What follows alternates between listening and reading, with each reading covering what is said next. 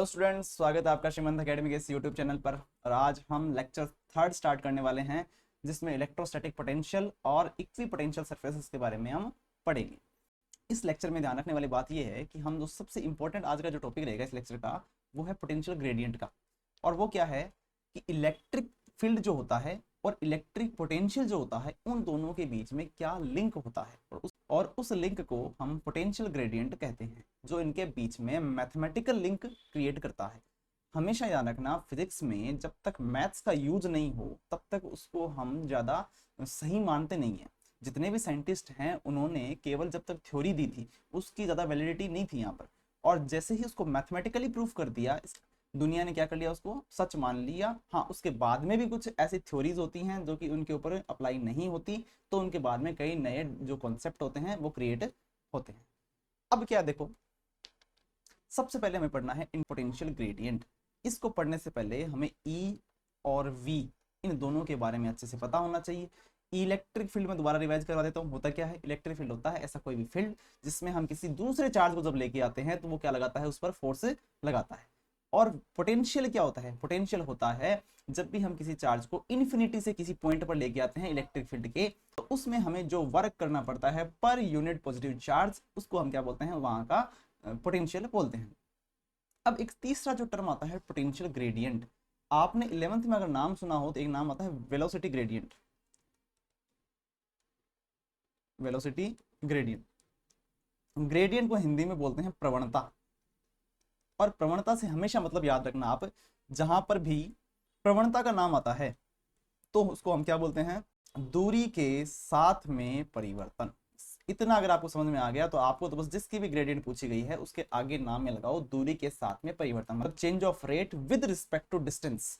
तो वेलोसिटी, अगर किसी पिंड की, किसी वस्तु की वेलोसिटी जो है वो दूरी के साथ में परिवर्तित हो रही है, तो कितनी रेट से हो रही है, उसकी वैल्यू को हम क्या कहेंगे, वेलोसिटी ग्रेडियंट कहेंगे। तो उसी प्रकार से हमने पढ़ रखा है कि पोटेंशियल भी जो होता है वो पोजीशन का फंक्शन होता है। पोजीशन जैसे जैसे चेंज होती है पोटेंशियल की वैल्यू भी चेंज होती है। तो दूरी के साथ में अगर पोटेंशियल में चेंज आ रहा है तो कितना चेंज आ रहा है, उसकी रेट क्या है, तो change of rate of potential with respect to distance is called potential gradient। मतलब यहाँ पे लिखा है, देखो, the rate of change of electric potential with distance in an electric field, उसको हम क्या बोलते हैं, potential gradient बोलते हैं। ठीक है, अब इसका फॉर्मूला क्या होता है, हम कह सकते हैं कि जो पोटेंशियल है उसका डिस्टेंस के साथ में जो रेशियो होगा वही क्या होगा, पोटेंशियल ग्रेडियंट कहलाएगा। अब इसके वैल्यू किसके बराबर होगी, कैसे निकालेंगे, उसको हम देखते हैं। इसके लिए हमने एक सेटअप बताया है जिसमें क्या होगा कि एक पॉजिटिव चार्ज है, O पॉइंट पर प्लेस्ड है, प्लस Q है, और इससे स्मॉल r डिस्टेंस पर एक पॉइंट A है, और इस A पॉइंट का पोटेंशियल कितना है वो एक बार के हमने मान लिया V। ठीक, इससे एकदम पास की डिस्टेंस पर ही डेल्टा R डिस्टेंस पर क्या है, एक पॉइंट B है, और इस B पॉइंट का पोटेंशियल क्या होगा, आप इसे समझो, जब A पॉइंट इसके पास में है वो R डिस्टेंस पर है, और A से B जो है वो डेल्टा R डिस्टेंस आगे है, तो टोटल डिस्टेंस कितनी होगी, R प्लस डेल्टा R। और जब भी डिस्टेंस बढ़ती है तो पोटेंशियल की वैल्यू क्या होती है, कम होती है। ये हमने पढ़ा भी, और आप ऐसा भी देख सकते हो, V इज इक्वल टू के क्यू अपॉन आर हमने पढ़ा है। तो जैसे डिस्टेंस बढ़ेगी तो V की वैल्यू क्या होगी, कम होगी। ठीक है, अब ऐसा देखो कि कम होगी तो थोड़ी सी डिस्टेंस बढ़ी है तो थोड़ा सा पोटेंशियल क्या हो जाएगा, कम हो जाएगा। तो कितना हो जाएगा, V माइनस डेल V हमने मान लिया। अब आप ऐसे देखो, इलेक्ट्रिक फील्ड की डायरेक्शन किधर होती है, प्लस क्यू कारण हमेशा बाहर की ओर होती है। तो अगर हमारे पास एक क्यू नोट हो और उस क्यू नोट को हमने क्या कर रखा है, इस बी के ऊपर रख रखा है, यहाँ इस क्यू नोट पर फोर्स कितना लगेगा, इलेक्ट्रिक फोर्स कितना लगेगा, वो होगा F vector is equal to minus Q naught E. तो ये हमने लिख दिया F is equal to minus का क्यू नॉट ई। ठीक है, अब अगर हमें वर्क निकालना हो तो वर्क के लिए तरीका क्या रहेगा, फोर्स इंटू डिस्प्लेसमेंट, और डिस्प्लेसमेंट हमने कितना किया है, डेल्टा आर किया है, तो हमने क्या लिख दिया, फोर्स इंटू डिस्प्लेसमेंट। ये नेगेटिव साइन क्यों आया, क्योंकि हमने जो डिस्प्लेसमेंट किया है वो अंदर की ओर किया है, जबकि इसमें जो इलेक्ट्रिक फोर्स लग रहा है वो किधर लग रहा है, वो बाहर की ओर लग रहा है। फोर्स हमेशा बाहर की ओर है और डिस्प्लेसमेंट जो है वो अंदर की ओर है, इसलिए यहाँ पर क्या आया, नेगेटिव आया। अब इसको हम ओपन करेंगे या इसकी वैल्यू पुट करेंगे, तो एफ की वैल्यू हम क्या पुट करेंगे, माइनस का क्यू नॉट ई, सॉरी प्लस का क्यू नॉट ई, तो ये क्या बन जाएगा, माइनस का क्यू नॉट, ये है ऐसे है, W is equal to minus Q naught E del R. ठीक है, अब इस क्यू नॉट को हम इधर भेज देंगे, इधर भेजने पर क्या होगा, W upon Q naught is equal to minus E del R. ये हो जाएगी हमारे पास इक्वेशन नंबर 1। अब आगे क्या करेंगे, सेकेंड जो तरीका रहेगा, डेफिनेशन क्या होती है इलेक्ट्रिक पोटेंशियल की या पोटेंशियल डिफरेंस की, total work done per unit test charge. तो हमने W अपॉन क्यू नॉट की वैल्यू क्या आएगी, VA माइनस VB। VA क्यों, क्योंकि फाइनल पोटेंशियल जिस पॉइंट पर हम लेके जा रहे हैं, B से लेके जा रहे हैं A पर लेके जा रहे हैं, तो फाइनल पोटेंशियल तो आएगा VA का और इनिशियल आएगा B का जो कि VB है। अब इन दोनों की वैल्यू हम सब्सटीट्यूट करेंगे वहां से, तो वो कितनी थी आप देख सकते हो, A पर जो है वो है V और B पे कितना है V माइनस डेल V। ये आप देख सकते हो जैसे ही हमने इसकी वैल्यू पुट करी है, पुट करते क्या हो गया V माइनस डेल V। तो V से तो V कट जाएगा, माइनस माइनस ये क्या हो जाएंगे प्लस। तो डेल्टा V की वैल्यू किसके इक्वल आ गई, W अपॉन क्यू नॉट के। और लास्ट जो स्लाइड थी इसमें W अपॉन क्यू नॉट की वैल्यू किसकी आई थी, माइनस ई डेल आर के। तो जब हम दोनों ही W अपॉन क्यू नॉट के इक्वल है तो हम इनके राइट हैंड साइड क्या लिख सकते हैं, इक्वल लिख सकते हैं। तो माइनस का ई डेल आर तो किसके इक्वल हो जाएगा, डेल V के इक्वल हो जाएगा। तो हमने लिख दिया माइनस का E dot del R is equal to del V। इन पर आप वेक्टर नहीं लिखोगे, बिना वेक्टर के ही आपको लिखना है। तो minus E del R is equal to del V, यहाँ पर भी क्या होगा, E is equal to minus del V upon delta R. मतलब ऐसा लिखना है अपने को, E is equal to minus del V upon del R. इसकी जो डायरेक्शन होती है वो इस तरीके से नहीं बताई जा सकती, वो अलग होगी। वो कैसे होगी, पोटेंशियल ग्रेडियंट की डायरेक्शन हमेशा आर कैप के अलोंग होती है। आर कैप जो होता है ना अपना यूनिट वेक्टर पोजीशन वाला, उसी के अलोंग क्या होती है, क्योंकि इलेक्ट्रिक फील्ड की डायरेक्शन हमेशा आर कैप के अलोंग आती है, तो ये भी क्या हो जाएगी, आर कैप के अलोंग हो जाएगी। Del V upon del R, इस पर फोकस करो, ये क्या चीज है, del V upon del R होती है जो पोटेंशियल में चेंज हो रहा है विद रिस्पेक्ट टू डिस्टेंस, उसी को हम क्या बोलते हैं, पोटेंशियल ग्रेडियंट बोलते हैं। तो पोटेंशियल ग्रेडियंट या विभव प्रवणता क्या चीज हो गई, जो विभव प्रवणता का नेगेटिव वैल्यू होती है, वो नेगेटिव वैल्यू किसके इक्वल होती है, इलेक्ट्रिक फील्ड इंटेंसिटी के इक्वल होती है। ये हमने देख लिया। अब हम इन द डिफरेंशियल लिमिट, मतलब क्या होगा जब हम इस पे लिमिट लगाएंगे तो लिमिट में कन्वर्ट किस में हो जाता है, वो लिमिट में हो जाता है डिफरेंशिएशन में। तो जैसे ही हम इसमें लिमिट लगाएंगे तो डेल जो है वो डी में कन्वर्ट हो जाएगा। तो कैसे बनेगा, E vector is equal to minus del V upon del R, R cap. और सीधा आपको ई बताना हो तो minus del V upon del R. अब एक अलग से ऑपरेटर होता है, उसको आप याद रखना है, नया ऑपरेटर होता है, इसको बोलते हैं नेबुला ऑपरेटर। इसकी वैल्यू जो होती है वो होती है I cap del upon del X plus J cap del upon del Y plus K cap del upon del Z. तो इसको हम लिख सकते हैं माइनस का प्लस का R cap D upon D R. और यहाँ पर भी देखो आर कैप लिखा हुआ है, डी अपॉन डी आर लिखा हुआ है, तो इसकी जगह हम क्या लिख सकते हैं, ये नेबुला लिख सकते हैं, इसको बोलते हैं ग्रेड। तो ग्रेड लिखेंगे माइनस ग्रेड वी। वी एक स्केलर फील्ड होता है, पर जैसे ही हम इसके ग्रेडियंट निकालते हैं, ये पोटेंशियल ग्रेडियंट जिसको हम बोलते हैं, वो एक वेक्टर क्वांटिटी होती है। तभी तो बराबर में क्या आ रही है, एक वेक्टर क्वांटिटी आ रही है। तो हम कह सकते हैं कि पोटेंशियल की नेगेटिव ग्रेडियंट किसके इक्वल होती है, इलेक्ट्रिक फील्ड इंटेंसिटी के इक्वल होती है। इसका फिजिकल मीनिंग यही देखो, इलेक्ट्रिक नेगेटिव साइन क्या बता रहा है कि electric potential decreases in the direction of electric field. जैसे जैसे हम इलेक्ट्रिक फील्ड की डायरेक्शन में जाते हैं तो इलेक्ट्रिक पोटेंशियल डिक्रीज होता है, नेगेटिव साइन इसलिए आ रहा है। तो ये हमने पहले भी पढ़ा है, इसी चीज को हमने दोबारा एक तरीके से और प्रूफ कर दिया। ये इंपॉर्टेंट भी है, आगे जाके इसी टॉपिक के अंदर आपको हेल्प मिलेगी कि किस प्रकार से इसको यूज करना है। वो ध्यान रखना आप कि इसको जनरली फॉर्म किस में लिख देते हैं, ई इज इक्वल टू, जैसे वोल्टेज में चेंज मान लो वी आ रहा है, डीवी की वैल्यू कितनी है, वी है, और डिस्टेंस में जो चेंज आया वो कितना है, डी है। इस फॉर्मूले का हम बार बार में यूज करेंगे, एक बार के लिए मैंने आपको एडवांस में बता दिया। ठीक, अब आगे चलते हैं। ये हमने देख लिया, डेल्टा जो होता है वो I cap del upon del X, J cap del upon del Y plus K cap del upon del Z होता है। जैसे हम इनको ओपन करेंगे, देखो जैसे अगर हमने ये लगा दिया कि ई वेक्टर, यहाँ पर लिखा E vector is equal to minus grad V. तो जैसे ही हम डेल्टा की वैल्यू रखेंगे, इस ग्रेड की वैल्यू रखेंगे, यहाँ पर बराबर में क्या लिख सकते हैं, वी, मतलब ये पूरा ऑपरेटर हो गया ग्रेड, इसके बराबर में लिख दिया, मल्टीप्लाई में लिख दिया वी, और बराबर में क्या है, ई वेक्टर। और ई वेक्टर है, इसको हमने तीन पार्ट में तोड़ दिया, ई एक्स आई कैप प्लस ई वाई जे कैप प्लस ई जेड के कैप। अब इनके कंपैरिजन कर लेंगे, आई कैप वाला साथ में कर लेंगे, तो आई कैप का कंपैरिजन करते क्या आएगा, इधर तो है ई एक्स और इधर क्या है, डेल अपॉन डेल एक्स और वी, तो ये बन जाएगा माइनस का del V upon del X, क्योंकि यहाँ पर आगे साइन किसका आएगा, माइनस का आएगा। तो इस प्रकार से आप तीनों के कंपैरिजन से इनकी वैल्यू भी निकाल सकते हो, ये काम आती है न्यूमेरिकल। इलेक्ट्रिक पोटेंशियल जो होता है वो होता है स्केलर क्वांटिटी, परंतु पोटेंशियल ग्रेडियंट जो होती है वो क्या होती है, कि वेक्टर क्वांटिटी। ये मैंने आपको पहले भी बता दिया। डायरेक्शन ऑफ स्टीपेस्ट स्लोप का मतलब ये है कि जैसे जैसे हम इलेक्ट्रिक फील्ड की डायरेक्शन में जा रहे हैं तो इसकी वैल्यू क्या हो रही है, कम हो रही है। या फिर उल्टा समझ सकते हो आप कि ग्रेडियंट तो बढ़ेगी पर नेगेटिव है, तो यहाँ पर उसकी वैल्यू बढ़ने से इलेक्ट्रिक फील्ड की वैल्यू घटेगी। ऐसा यूनिट जो है वो है वोल्ट्स पर मीटर। क्यों? क्योंकि ऊपर तो क्या है डीबी, इसकी यूनिट क्या होती है वोल्ट होती है, नीचे क्या है डिस्टेंस, डिस्टेंस की यूनिट क्या होती है मीटर, तो ये बन जाएगी वोल्ट पर मीटर। अब देखो प्रिंसिपल ऑफ सुपरपोजिशन, 4 ऐसे कह सकते हैं पोटेंशियल, पोटेंशियल्स जो होते हैं अलग अलग, उनके कारण हमें क्या करना है सुपरपोजिशन का प्रिंसिपल पढ़ना है। हमने 2 सुपरपोजिशन के प्रिंसिपल पहले भी पढ़ लिए फर्स्ट चैप्टर में, जिसमें एक तो था फोर्सेस के लिए, दूसरा था इलेक्ट्रिक फील्ड्स के लिए। जैसे उनको हम जोड़ते हैं तो हमने कौन सा सम किया था, हमने किया था वेक्टर सम। क्यों? क्योंकि दोनों ही क्वांटिटी ऐसी होती हैं जो कि वेक्टर क्वांटिटी होती है, पर यहाँ पर पोटेंशियल तो एक स्केलर क्वांटिटी है, और स्केलर क्वांटिटी के लिए जब हम सुपरपोजिशन का प्रिंसिपल अप्लाई करते हैं तो हम करते हैं एल्जेब्रिक, इनका कौन सा सम होता है एल्जेब्रिक सम होता है। आप इसमें देख सकते हो जैसे इलेक्ट्रिक पोटेंशियल है Q1 के कारण R1P डिस्टेंस, 1P मतलब 1 से P तक की डिस्टेंस, 2 से P तक की डिस्टेंस, तो Q2 Q3 Qn ऐसे बहुत सारे हमारे पास चार्जेस हैं। इनके कारण हमें अगर निकालना है तो हमें कुछ भी ध्यान नहीं देना, केवल जो सीधे हैं उनको जोड़ना है। जैसे मान लो V1 V2 V3 V4 ये क्या है, ये सब के अलग अलग कारण से जो बनने वाले इलेक्ट्रिक पोटेंशियल्स हैं वो हैं। अब V1 कैसे आएगा, Q1 के कारण P पर, और वो हमने निकाला किसी पॉइंट चार्ज के कारण किसी पॉइंट पर कितना होता है KQ/R होता है, KQ/R, तो Q1 तो आ जाएगा चार्ज, K हो जाएगा 1/4πε0, R जो डिस्टेंस होगी वो हो जाएगी 1P, तो हमने यहाँ पर लिख दिया 1/4πε0 Q1/R1P। इसी प्रकार से V2 और Vn के मान भी हमने लिख दिए। इनमें आप देख सकते हो 1/4πε0 सब में कॉमन है, ये सब जुड़ रहे हैं, जुड़ने के कारण मैंने पहले ही आपको बताया है वो सिग्मा के साइन से लिखा जाता है। Q सब में लिखा हुआ है Q हमने लिख दिया, R सब में लिखा हुआ है हमने लिख दिया, P सब में लिखा हुआ है P हमने लिख दिया। जो चेंज हो रहा है वो क्या है, वो यहाँ पर 1 है, यहाँ पर 1 है, यहाँ पर 2 है, यहाँ पर 2 है, यहाँ पर n है, यहाँ पर n है, तो हमने भी क्या लिख दिया यहाँ पर i, तो यहाँ पर भी i। स्टार्ट कहाँ से हो रहा है, वो 1 से हो रहा है, खत्म कहाँ पर हो रहा है n पर हो रहा है, तो हमने लिख दिया i is equal to 1 to n।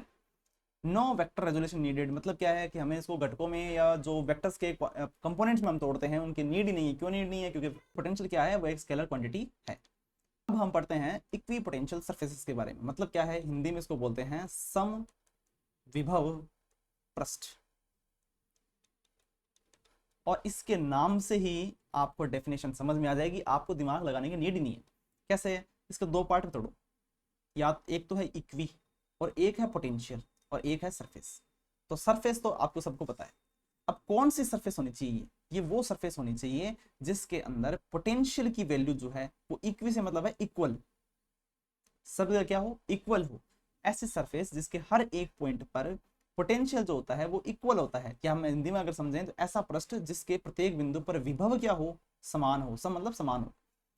ये जैसे आपको डायग्राम में एक दिख रही है समविभव पृष्ठ, इसमें मतलब क्या है कि जैसे ये पॉइंट है, मैं इससे बना देता हूँ, ये जो पॉइंट है और ये पॉइंट है, इन दोनों पर आप चार्ज कहीं पर भी लेके चले जाओ, इन दोनों का पोटेंशियल क्या है इक्वल है, मतलब initial potential is equal to final potential. तो ये हो गया समविभव पृष्ठ। तो डेफिनेशन इसकी एक बार आप देख लो, a surface in an electric field where every point has the exact same electric potential, मतलब क्या है जिसके हर एक पॉइंट का इलेक्ट्रिक पोटेंशियल क्या हो, सेम हो। अब एक क्वेश्चन जैसे मानो कि how much work is done moving A charge along this surface, मतलब क्या होगा कि हमने इस सरफेस के ऊपर किसी चार्ज को मूव करवाया है, और मूव करवाते समय हमने अभी तक तो ये पढ़ा है कि हमें क्या करना पड़ता है, वर्क करना पड़ता है, पर इक्वी पोटेंशियल सरफेसेस के ऊपर करना पड़ता है कि नहीं पड़ता है, कितना करना पड़ता है वो हम निकालेंगे। कैसे? सूत्र हमारे पास वही है, W is equal to Q, जिस चार्ज को हम घुमा रहे हैं कहाँ से कहाँ तक, फाइनल पोटेंशियल तक इनिशियल पोटेंशियल से, तो हमने क्या कर दिया VF माइनस VI। पर हमने ये पढ़ा है अभी तो कि इस सरफेस के ऊपर हर एक पॉइंट पर क्या होता है, इलेक्ट्रिक पोटेंशियल सेम होता है, तो जैसे सेम होगा तो इन दोनों की वैल्यू में हम क्या कर सकते हैं, इक्वल लिख सकते हैं, और इसकी वैल्यू कितनी हो जाएगी 0, तो टोटल वर्क डन कितना आएगा 0 आएगा। तो हमेशा ध्यान रखना इसकी एक प्रॉपर्टी पाई जाती है, और बोर्ड एग्जाम्स में बहुत बार क्वेश्चन आ चुका है कि इक्वी पोटेंशियल सरफेसेस के ऊपर टोटल वर्क डन कितना होता है, 0 होता है, वो कोई वर्क हमें नहीं करना पड़ता। 0 work is done moving a discharge anywhere along an equipotential surface. अब इसकी कुछ प्रॉपर्टीज हैं, उनमें एक देखो, सबसे पहले तो ऑर्थोगोनलिटी, और इसी पर डिपेंडेंट क्या है, नॉन इंटरसेक्शन, मतलब आपस में काटते नहीं है। सबसे पहले तो ऑर्थोगोनलिटी पढ़ो, इसका मतलब क्या होता है, अभिलंब, इसको बोलते हैं लंबिकता की शर्त। लंबिकता की शर्त में क्या होगा, यहाँ पर हमेशा कोण कितने का बनेगा इलेक्ट्रिक फील्ड की डायरेक्शन में, और इक्वी पोटेंशियल सरफेसेस में हमेशा 90 डिग्री का कोण बनेगा। मतलब क्या होता है, जो भी सरफेस है उसके 90 डिग्री पर आपको क्या मिलेगी, इलेक्ट्रिक फील्ड की डायरेक्शन मिलेगी। इसमें रूल क्या है देखो पढ़ो, electric field direction is always perpendicular to the equipotential surface. या फिर हमें ध्यान रखना है कि इलेक्ट्रिक फील्ड की डायरेक्शन के लंबवत क्या होता है, समविभव पृष्ठ होता है। क्यों होता है उसका भी कारण है, if it is if it was not 90 degree A component of the field would lie along the surface. मतलब क्या होगा, मान लो अगर ये 90 डिग्री पर नहीं और तो इसके कारण फिर क्या बनेगा, इसके कारण ये होगा कि इसके दो कंपोनेंट्स टूटेंगे। एक तो वो कंपोनेंट जो इसके ऊपर की ओर है, वो कंपोनेंट कितना होगा, वो होगा ई साइन थीटा, और एक जो इसके अलोंग होगा, इसके पैरेलल होगा, वो थीटा बन रहा हो यहाँ पर, तो बनेगा ई कॉस थीटा। तो दो कंपोनेंट टूट गए, एक तो परपेंडिकुलर हो गया और एक हॉरिजॉन्टल हो गया। Requiring work to move a charge, मतलब क्या है, अब जैसे मान लो हमने ये कह दिया कि यहाँ पर एक कंपोनेंट इसका जो है वो इसके पैरेलल है, ठीक है। तो अब हमें क्या होगा, जैसे मान लो आप इस पॉइंट से, एक पॉइंट से दूसरे पॉइंट पर लेके जाओगे, इस पॉइंट से दूसरे पॉइंट पर हम लेके जा रहे हैं, तो यहाँ पर तो इलेक्ट्रिक फील्ड है, और जहाँ पर इलेक्ट्रिक फील्ड प्रेजेंट होता है तो हमें उसके अगेंस्ट क्या करना पड़ेगा, वर्क करना पड़ेगा। और अगर हमें वर्क करना पड़ रहा है तो इक्वी पोटेंशियल सरफेस की प्रॉपर्टी ही टूट गई कि वहां पर हमेशा वर्क डन कितना होता है, जीरो होता है। हमने अभी पढ़ा है कि इक्वी पोटेंशियल सरफेस पे आप कहीं पर भी ले जाओ, हमेशा टोटल वर्क कितना होगा, जीरो होगा। और अगर इलेक्ट्रिक फील्ड वहां पर प्रेजेंट होगा तो वर्क की वैल्यू जो आएगी वो नॉन जीरो आएगी। दोनों आपस में कॉन्ट्ररी हैं, आपस में विरोधाभासी स्थितियां हैं, जो कि ऐसा संभव नहीं होता। इसलिए हम कहते हैं कि हमेशा इलेक्ट्रिक फील्ड की जो डायरेक्शन होती है वो इक्वी पोटेंशियल सरफेस से क्या होती है, परपेंडिकुलर होती है। अब दूसरी प्रॉपर्टी जो है नॉन इंटरसेक्शन, मतलब आपस में कभी भी ये दो सरफेस जो है वो काटते नहीं है, क्योंकि अगर काटेंगे तो क्या होगा, हमने अभी पढ़ा है कि जो प्रॉपर्टी होती है ऑर्थोगोनलिटी की, उसमें इलेक्ट्रिक फील्ड जो होता है वो हमेशा परपेंडिकुलर होता है। किसके परपेंडिकुलर होता है, इक्विपोटेंशियल सरफेसेस के। अब एक सरफेस आपको ये दिख रही है तो इसके हिसाब से अगर 90 डिग्री खींचे तो हम यहाँ पर आएगा, और दूसरी आपको दिख रही है वो इसी के हिसाब से यहाँ पर खींचे तो ये आएगा।